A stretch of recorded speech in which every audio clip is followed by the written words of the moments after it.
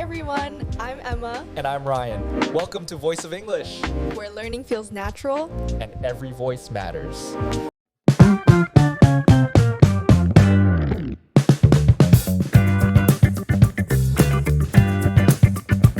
Hello, and welcome back to the Voice of English. Tell me, when you close your eyes, what does fluency actually sound like? Is it the pace of the words, the perfect grammar, the breadth of the vocabulary, or is it something quieter, something deeper? I've been thinking about this a lot lately. We spend so much energy chasing after a speed, a quantity of language, when maybe fluency isn't about running at all. It's about being perfectly still. I'm Emma, and today I have the mic to myself. Ryan is busy working on a new project for the channel, something exciting we'll share soon. But for now, it's just you and me. A fireside chat, if you will. And I want to share a story with you. A quiet little moment that taught me more about communication than any textbook ever could. A moment that revealed the true secret to speaking English not just correctly, but truly well. This happened a few years ago. I was in a small coffee shop in a city I'd never been to before. I was traveling alone, and it was one of those cold, gray, rainy days where the light outside feels almost blue. The cafe itself was perfect. Worn wooden floors, the rhythmic hiss of the espresso machine, the heavy, comforting smell of dark roast and damp wool coats. I was tucked away in a corner with a book, just listening to the low, humming orchestra of the city around me. And that's when I noticed him. He was sitting across the room, an older gentleman.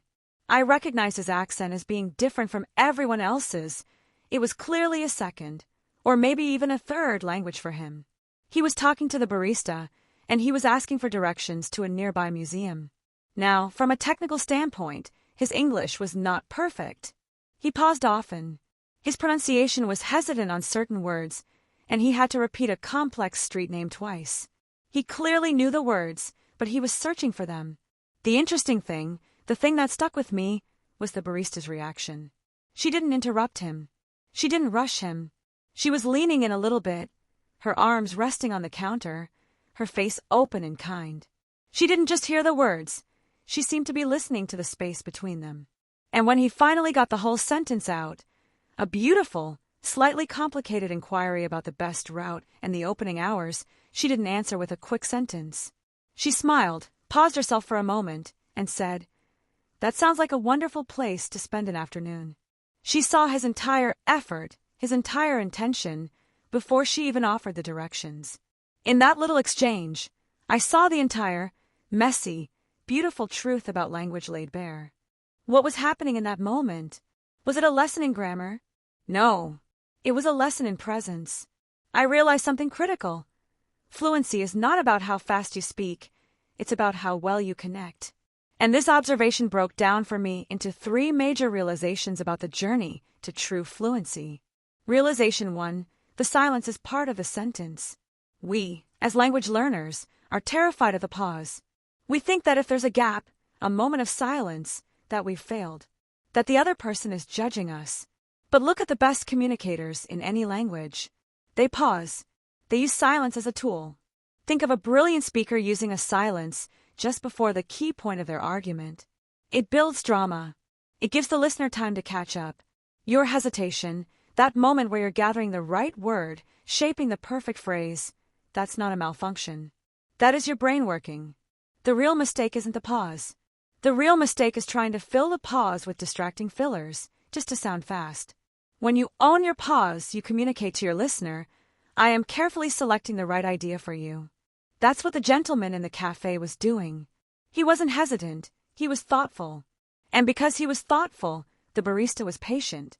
The silence was part of his sentence. So many of us focus on vocabulary as the key to fluency. We count the words we know. We think if we just had that one word, everything would flow. It's like comparing fluency to driving a car. Knowing the names of all the car parts, the carburetor, the transmission, the differential, that's your vocabulary. It's the blueprint. But fluency is the actual act of driving. Feeling the weight of the steering wheel, sensing the traffic around you, knowing when to accelerate and when to brake.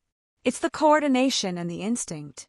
You can know 1,000 words, but if you don't have the instinct, the rhythm, the confidence to move them around, you're still standing on the side of the road.